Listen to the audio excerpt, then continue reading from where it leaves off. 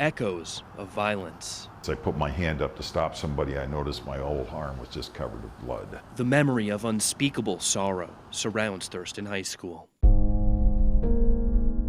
But in the months leading up to that tragic day in May 1998, before Kip Kinkle murdered his parents in their home and then entered the high school cafeteria the next day, firing shots at students and staff, killing 2 and wounding many others. As I looked at him and looked into his eyes, I saw nothing there. There was a sign. The night before, And we searched his locker, and sure enough, there was a weapon in there. arrested and taken away, that was the last former Thurston assistant principal Donald Stone thought he would ever see of Kip Kinkle.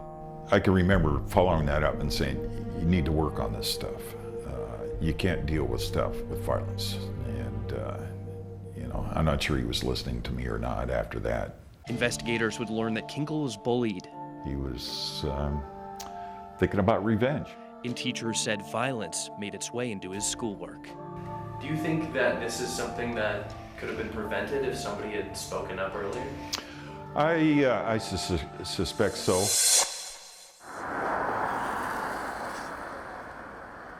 Now, decades later, the fear of violence is on the rise. It isn't new that we've had mass shootings, but they're more common these days.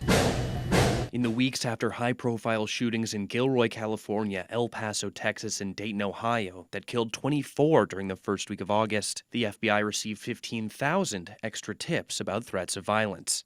And it's tips like those that might save lives. So see something, say something is an old concept with a fairly recent slogan. According to Ren Cannon, special agent in charge of FBI's Portland office, mass shootings are preventable, but it's up to everyday people to spot and report concerning behaviors that could indicate violent plans. I truly believe that we are preventing acts of violence each and every day in this country. It all starts with a sign. In an FBI study, a sample of active shooters showed an average of 4 to 5 warning signals that anybody could have seen.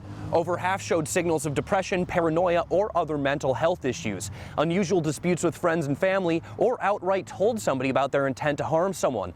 Other signals included unusual interest in firearms, violent media, and making specific threats.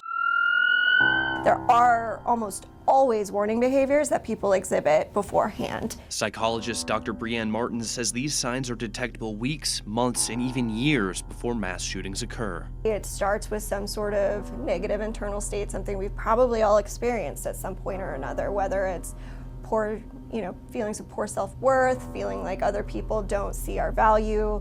Those feelings kind of sit within these people, and they don't really have the capabilities of coping with them. A combination of stresses can turn into a fixation on a target. If somebody has a grievance is fine, but when that grievance leads to planned retaliation or some sort of revenge, we want to know before that revenge occurs. The individual may start to identify with a cause or ideology, like white supremacy, involuntary celibacy, or radical religious beliefs. There's an extremist, violent ideology that's being portrayed, and some people dig into that and they ideate on that, and the next thing you know, you've got somebody who's inspired to go do something. Experts say warning signs are increasingly discovered online as potential shooters research and plan. Family and friends may notice a loved one viewing violent videos or propaganda, even posting them on social media. They may engage in violence to see if they're capable of carrying out their plans,